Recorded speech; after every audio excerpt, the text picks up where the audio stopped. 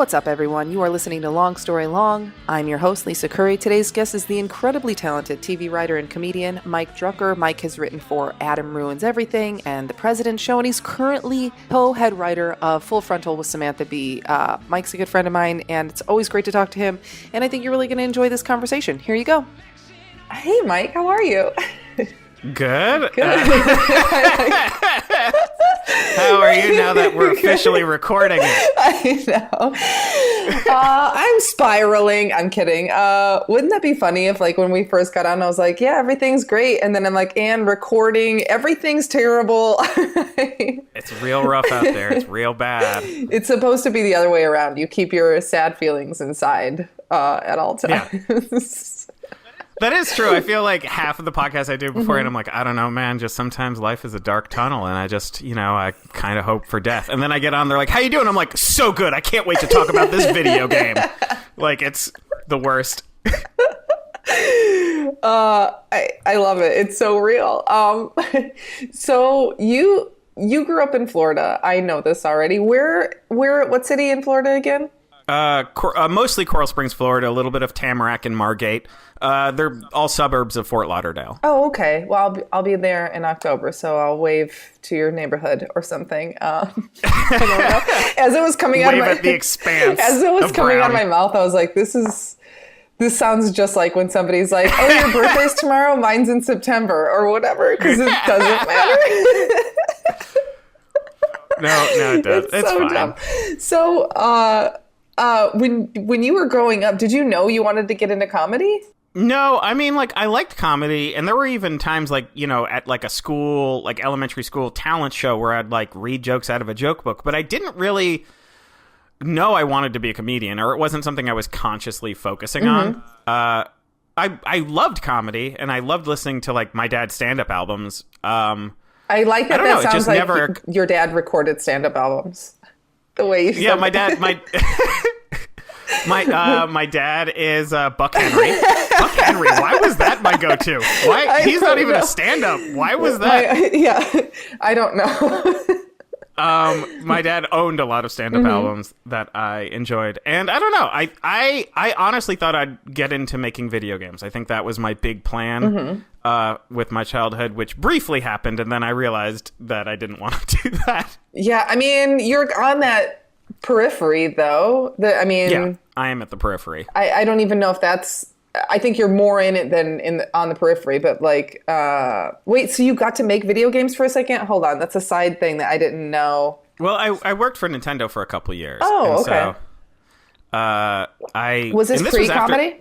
No, this is after I'd started comedy. Part of the reason they actually hired me was because of comedy, because most writers that write video games, at least at the time, although I'm sure it's still true, they come from more of like they want to tell their fantasy epic. They want to tell their dramatic life story. It's video game writers tend to want to tell a serious story.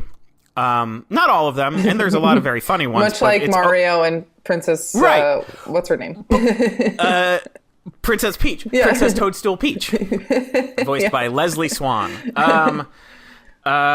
So because I could write jokes, they were like, oh, someone who can write jokes. So I was a localization writer at Nintendo for a couple years. Oh, that's really cool. Did you love it? I loved it. It's a great company.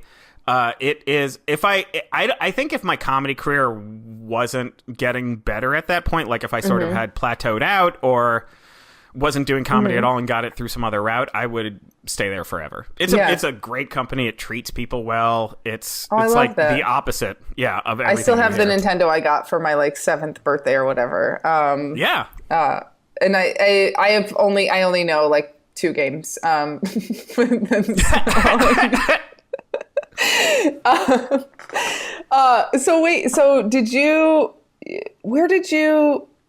So you're growing up, you don't know necessarily that you want to get into comedy. You went to college. Yeah. I went to college. I went to NYU. I knew that I kind of knew I wanted to be in New York. I thought maybe I'd get into like book publishing or something. I also didn't really want a car.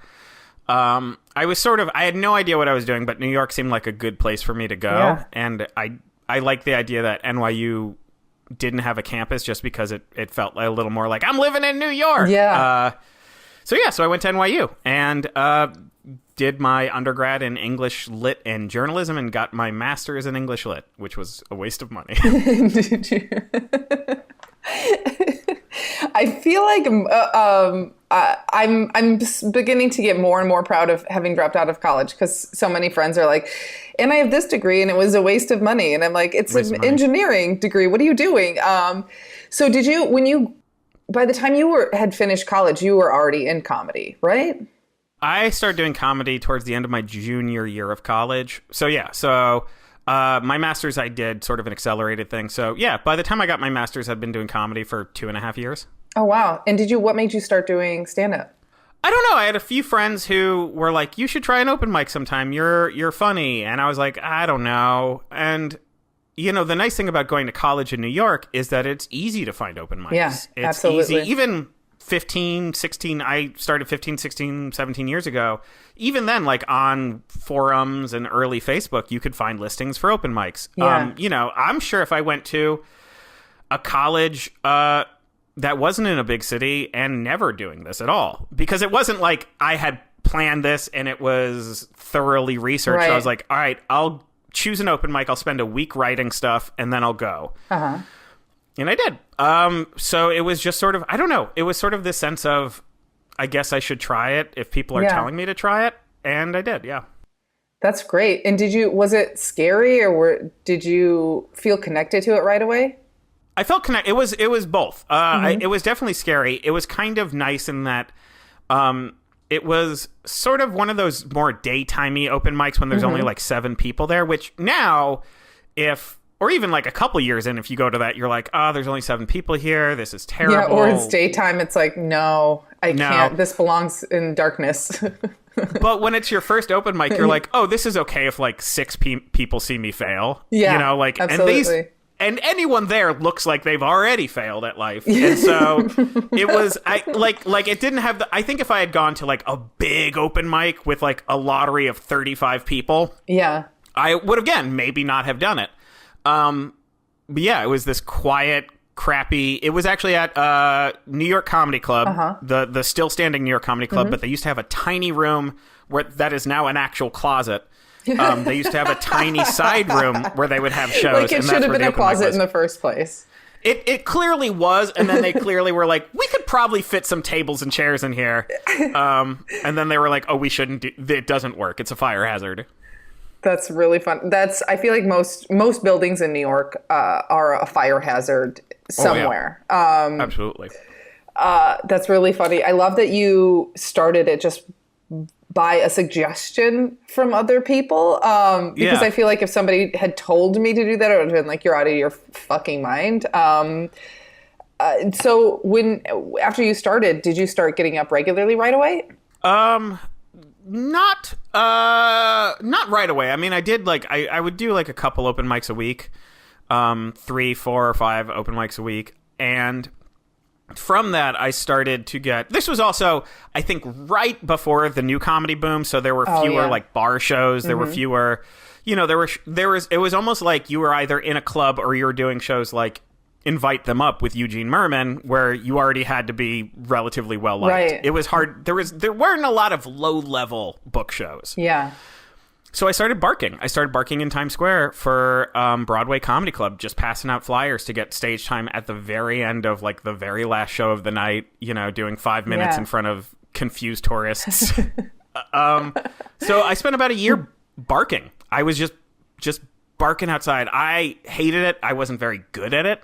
Yeah, the idea of that makes me so nervous. I've never had to do that for shows because I, started in LA, where we don't really do that, I can't imagine doing it now. Like, I'm not, looking back, I'm not sure how I did it just standing in Times Square, because people would get mad at you. People would push you out of the way. You'd see someone and you'd feel embarrassed because it's like, yeah. Someone's like, are you doing this for your job? And you're like, no, it's to get stage time. And they're like, how does this work?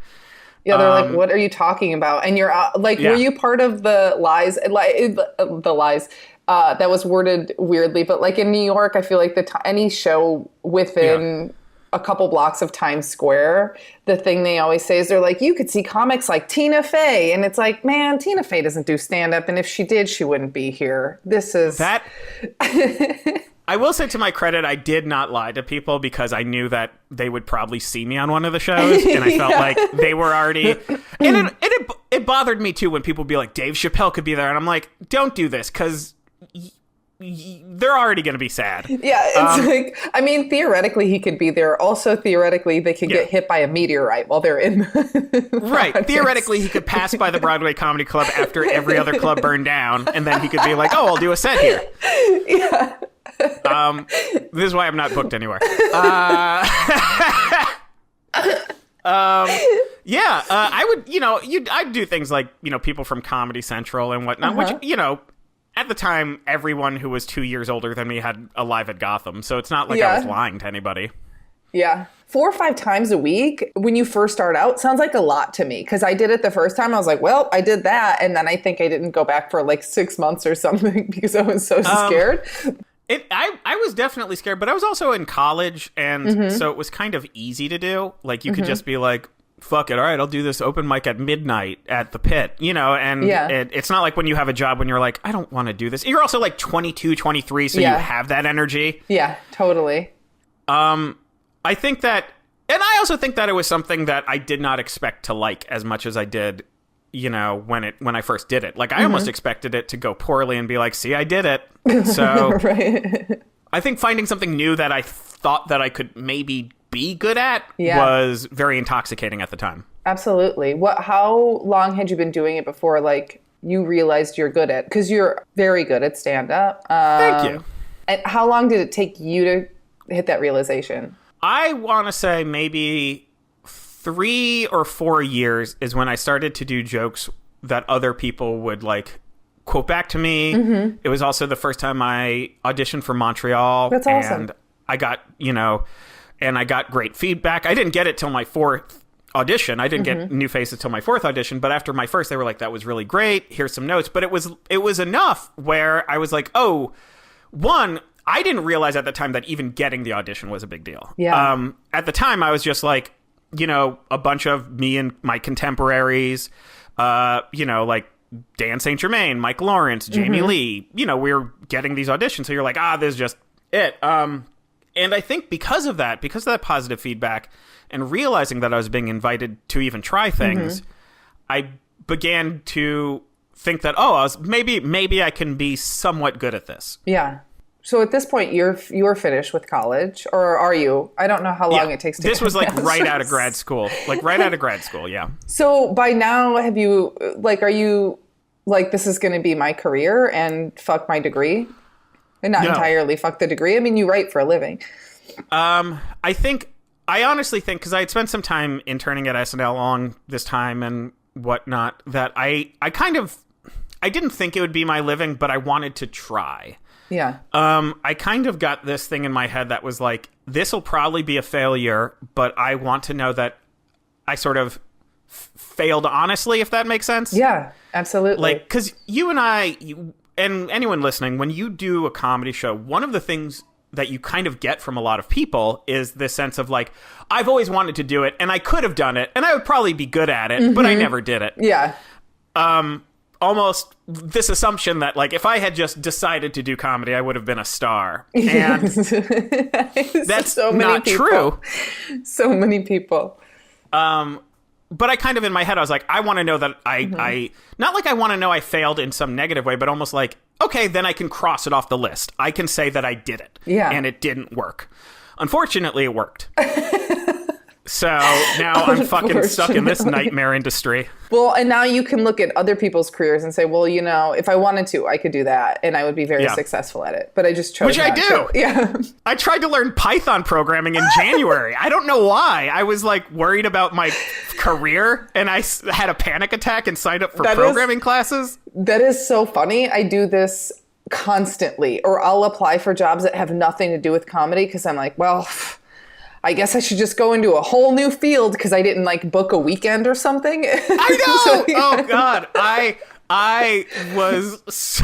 I've done that so many times, like applied to a video game company for like like social media manager. I'm 37. Why do I assume that they would even hire me?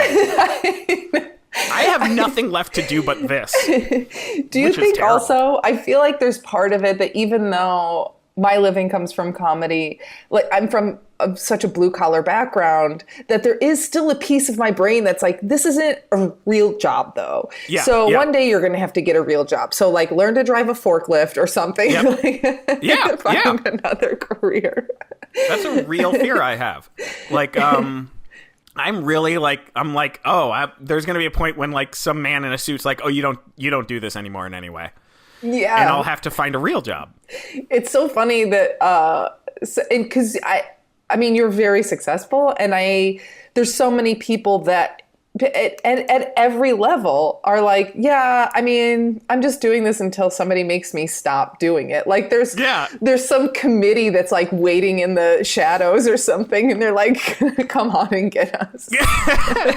They're like, hey man, we've been meaning to talk to you.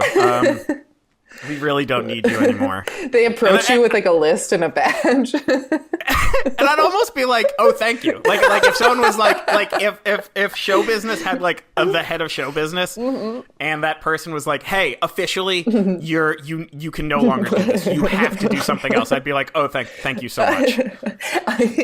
A friend recently was like asking me, she's like, what if all of comedy goes away for you and you can't do, like, hypothetically, you can't do comedy anymore. What would you do? And I was like, oh, easy. I'm going to go build canoes in the woods in Canada somewhere. And she's like, why do you have an answer already? And I'm like, because this is what I'm dreaming about doing every day. What are you talking about? Just living around no one. I don't want to deal with social media anymore. I'm done.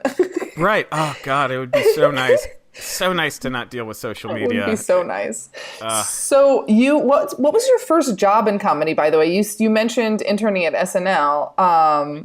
I interned at SNL when I was in college. This was after I started comedy. I sort of like started being like, how do I get into TV?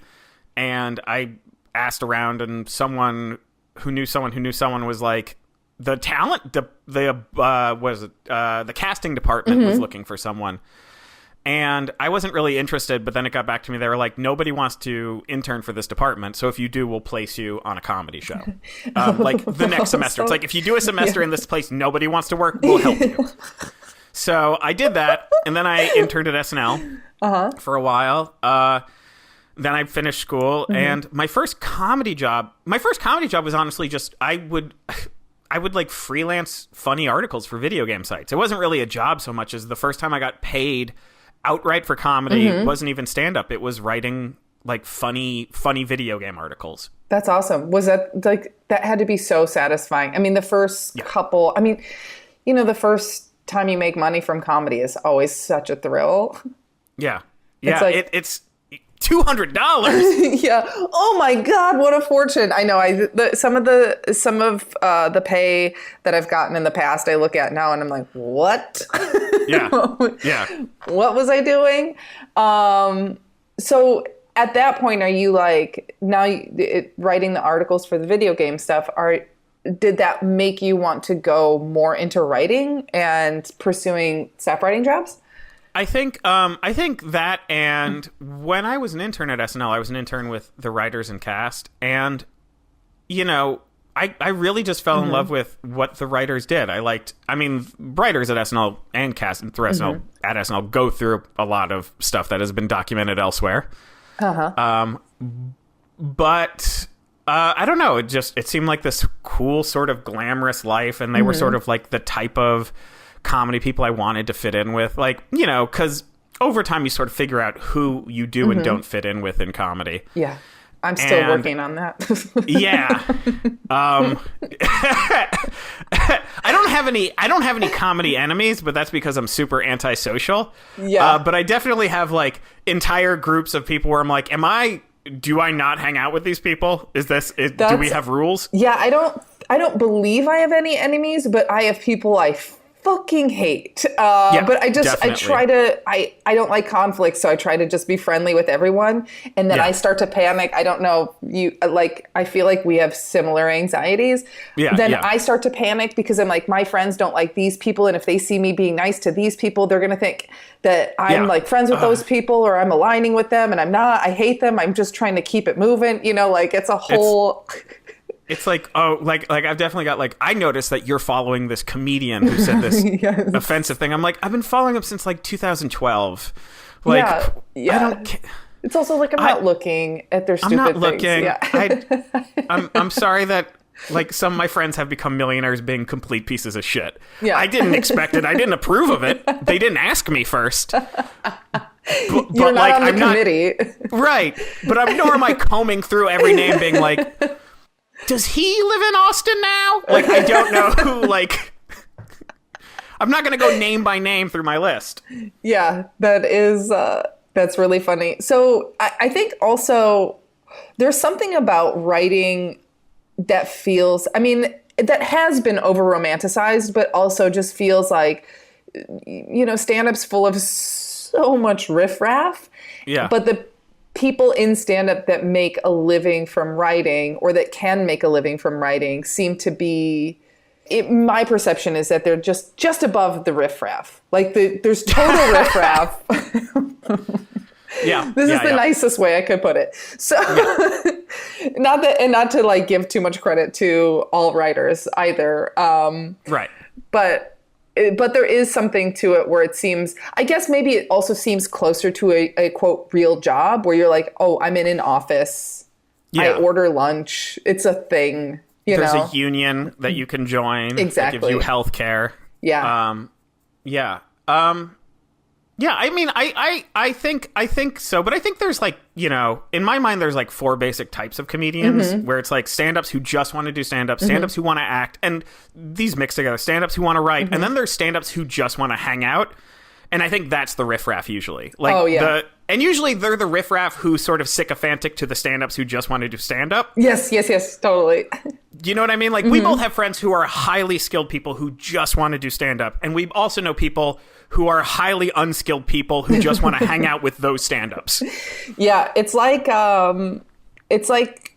aspiring musicians who just want to party and do drugs, and then but they like don't want to practice their chords or whatever the fuck you have to do to be a musician, Yeah.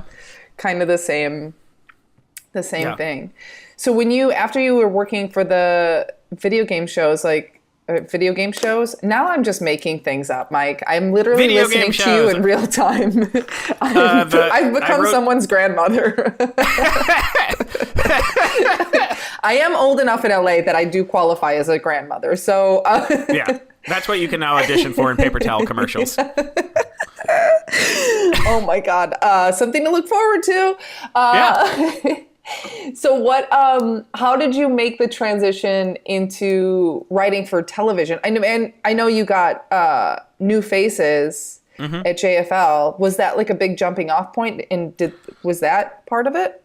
I think so. Along this time, I interned at SNL. I also did, for a couple of years, I worked as like a research assistant type person, finding like photos and footage.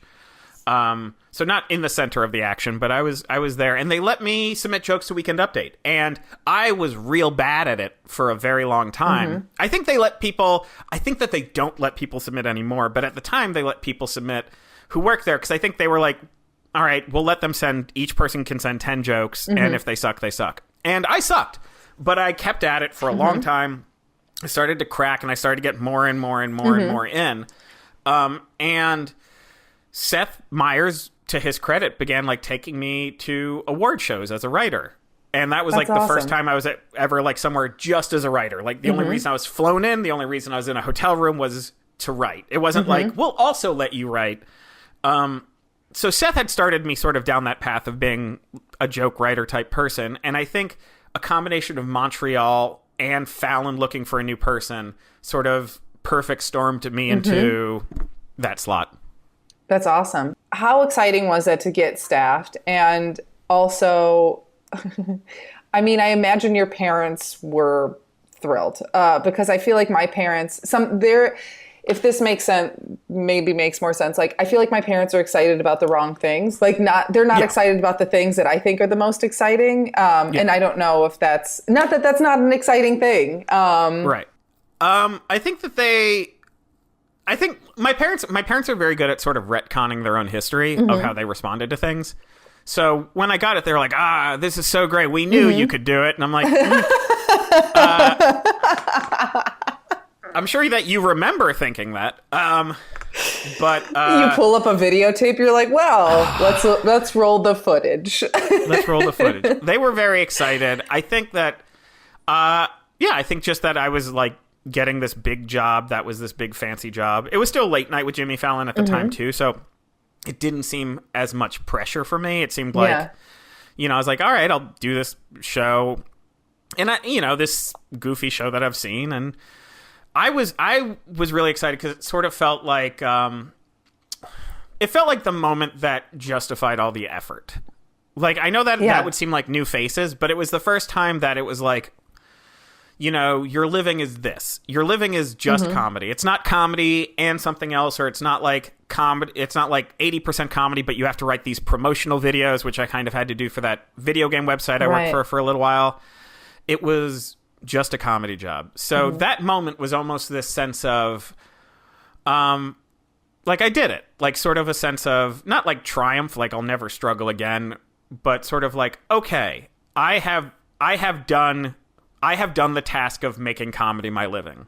Yeah, that's awesome. Did you, when you went to Montreal for New Faces, did you have any idea that would like really help launch things for you, or?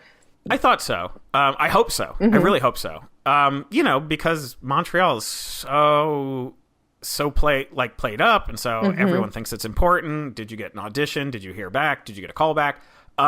So the fact that I did it, I think alone also was like, oh my God, I'm New Faces. And I was New Faces with people who are much better than I am. Like, fucking Emily Heller was in my class. And now she's like the King of Barrie. That is her official title now. That's her official title.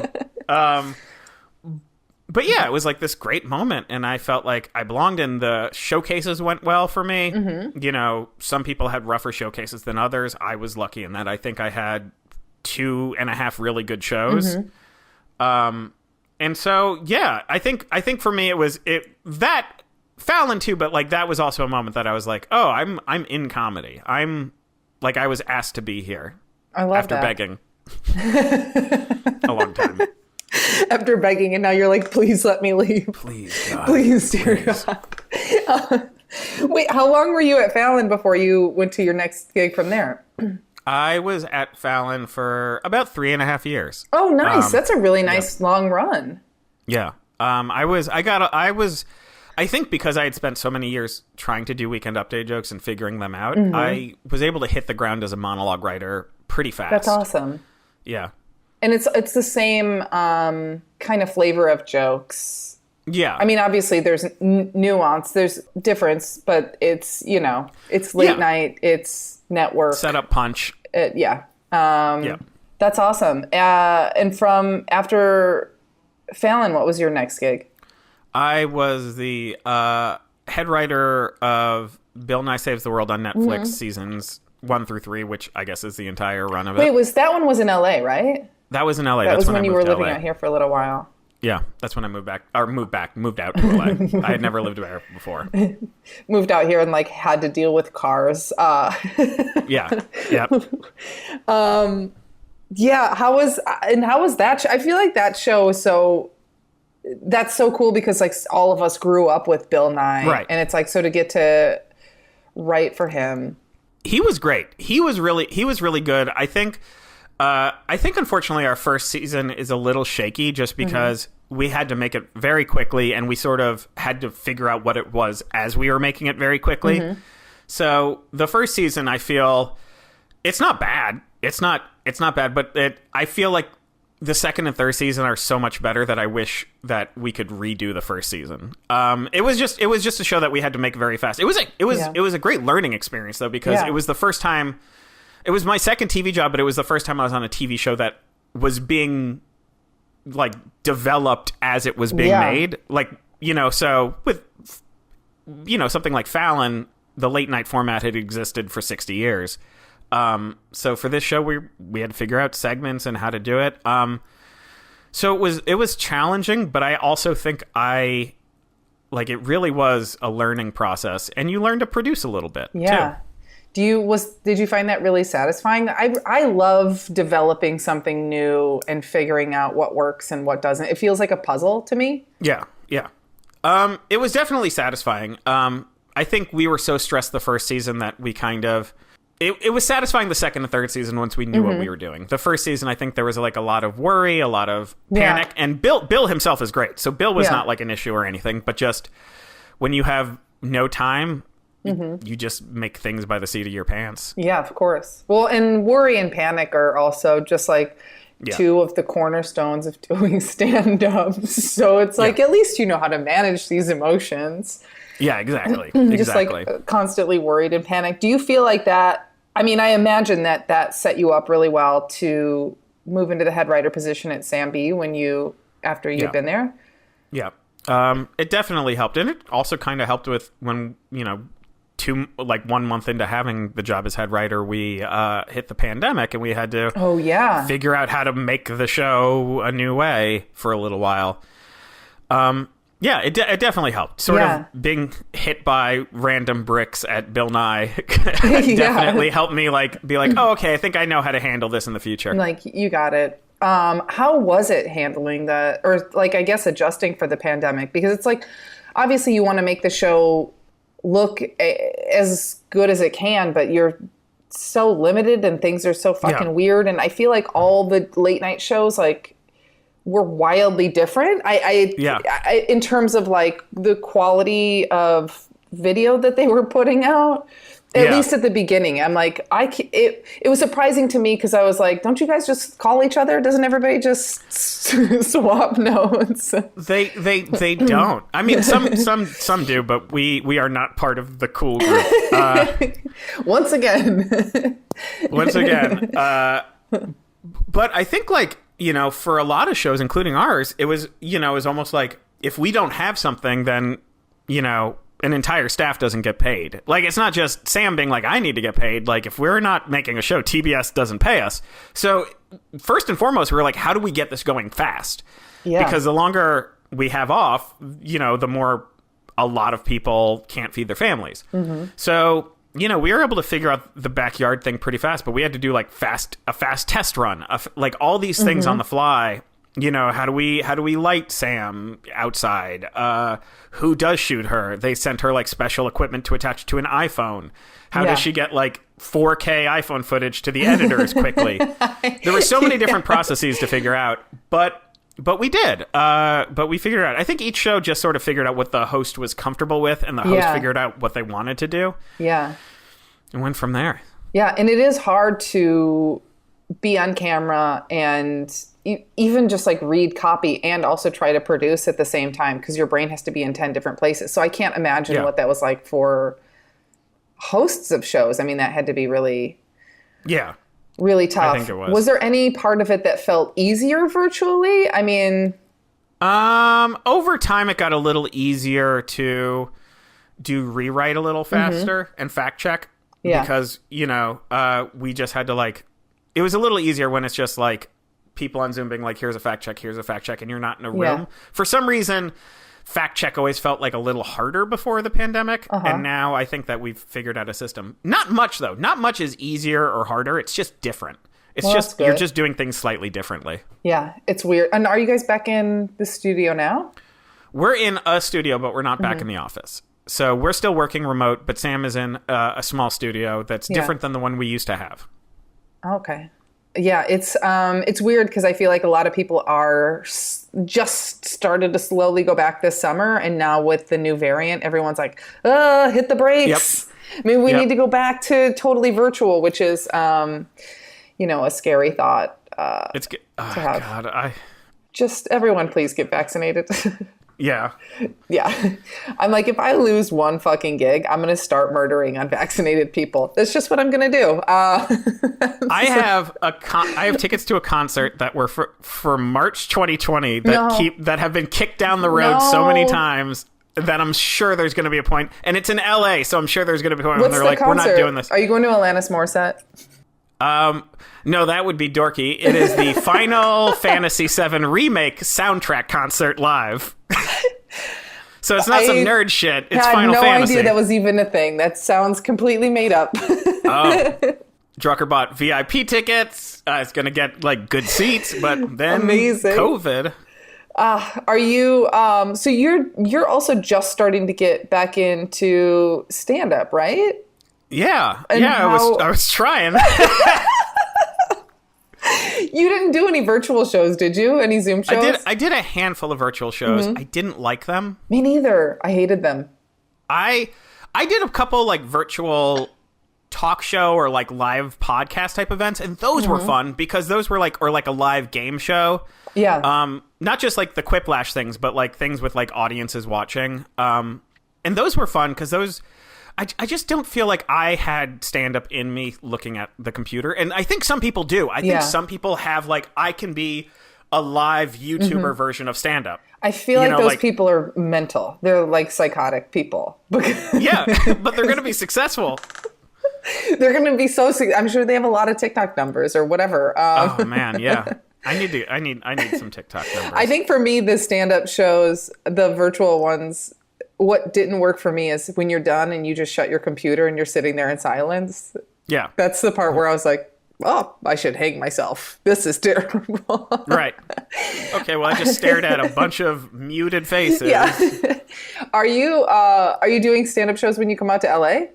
I actually don't know. I mean, I might. Next time I come out to LA, I was going to come out this summer, but then with the variant rise, I sort of decided not to. I think when I come out in the fall, hopefully I'll do shows. I would like to. I don't know. I'm doing a show tonight, and I'm like nervous about it already. Yeah, it's great because I don't know about New York, nobody's doing the masks here. They're just done. Everybody's just over it. So I'm just cruising in a mask, which I feel like is a big political statement now. You know, are you working towards another hour and an album or? No, I think right now I'm honestly just focusing on kicking the rust off and getting back into it. Yeah. I think because the writing jobs have been so steady and I have like a couple other things. Yeah. I know I'm not going to tour anytime soon, so I don't necessarily... I am writing new material. I'm doing almost all new material since I came back to stand-up, you could say, after the pandemic. But I don't have any plans for it. I think for now I'm just going to be like, just keep doing this, and then when we have time, we figure that out. Yeah. I mean, I can't imagine your schedule is so crazy. You've so much going on. Do you find that it's more satisfying, or maybe not more satisfying? Do you find that it's easier to write jokes for yourself when you're kind of just in that machine all the time and you're writing for Sam and you're writing other things? Like, do you find that comes more quickly? Yes, but it's weird. It comes more quickly once you get it going, but it always takes me like a beat to sort of change my brain on who's talking.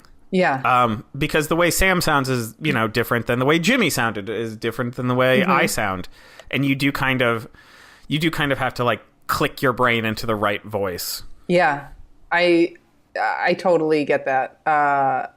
Cause it is, I mean, it would be really funny if your stand-up routine was just like this super feminist, kind of like ranty sometimes, like fully in Sam's voice. Yeah. I mean, hey, she's not doing stand-up. I think you can do it. I think I'm just going to take her stuff and do it. just take all the jokes you don't put in the show. I feel like that is what most people think stand-ups who write do. They're like, I wish. Right? I really wish that was going on. So you also I'm forgetting all of the things you're doing because I feel like you're doing 10 things at once all the time. Yeah. I try to. Because I'm afraid of being broke again, like I was when I was a kid. I am afraid because my parents hit each other over J.C. Penney bills. My Walmart was the one in my household. That's the one that flipped the switch for everyone. Made everyone lose their fucking minds. J.C. Penney. That's really funny to me. You know exactly what I mean.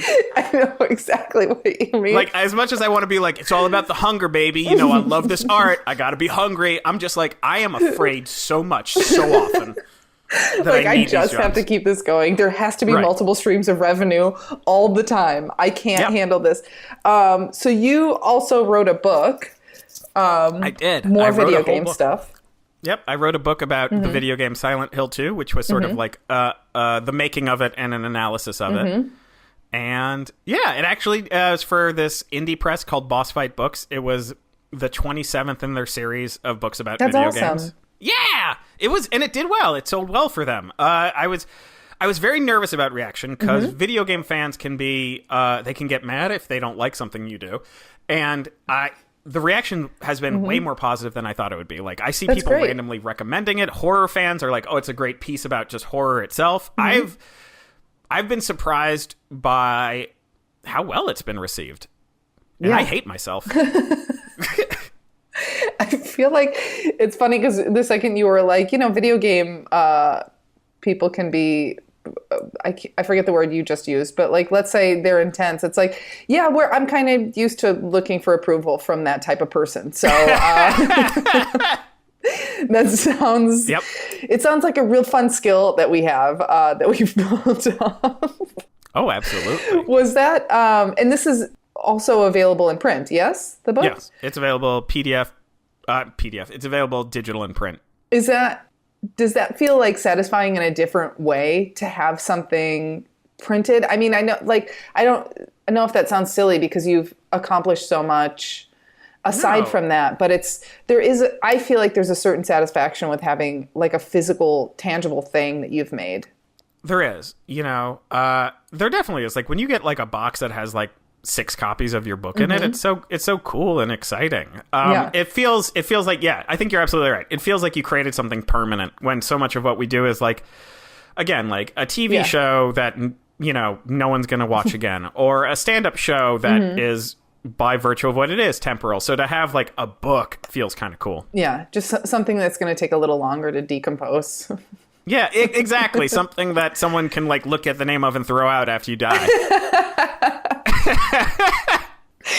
I have so much stuff that I would like people to hang on to after I die, just so it can live on. Just absolute junk. So your parents, as are mine, have been varying degrees of supporting. Yeah. Over the years. It is nice. It is nice when they turn that corner. For me, you were saying for you it was when you were working on Fallon, and for me it was definitely when I got on Jim Jeffries and I was in the union. It wasn't the show, it was the union. They've still never seen the show. Which fine. What do you think if your childhood self could meet you, if like 11-year-old Mike could meet you, what do you think he would think? I think he would be impressed with like 99% of what I've done. He'd be weirded out by the divorce after 1 year. Like he'd be like, I always forget about that. It's I mean, it was literally over 10 years ago now, which is wild to think about. I think he would be weirded out by that, but otherwise he would be pretty impressed. I think that he would, like, I would have to, like, really break it down that he's never going to be happy. Like, I'd have to be like... I also love the idea that you're meeting your childhood self and, at this time, and you're like, by the way, I've been divorced.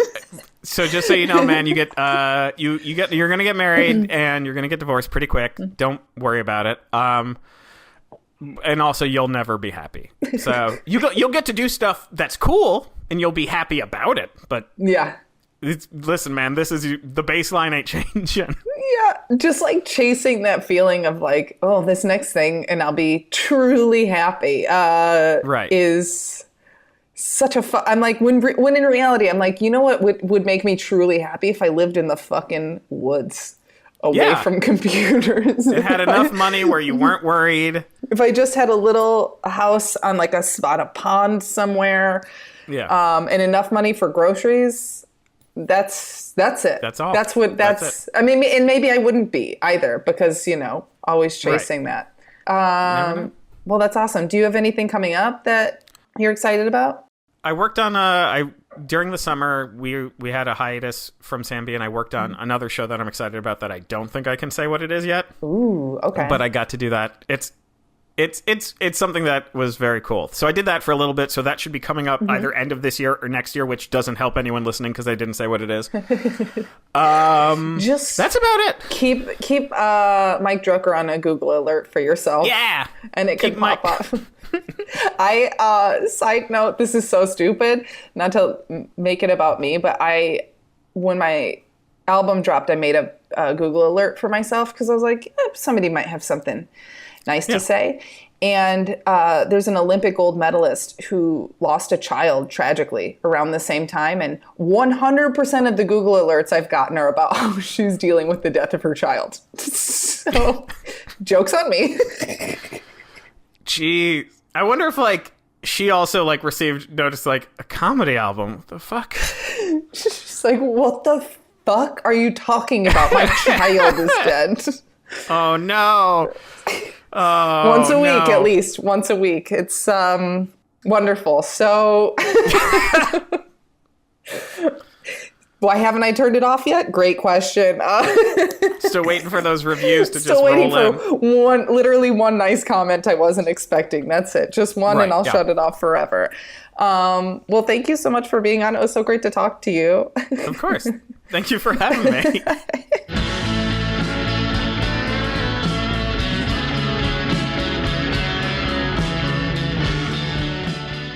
Thank you so much for listening. Once again, that was Mike Drucker.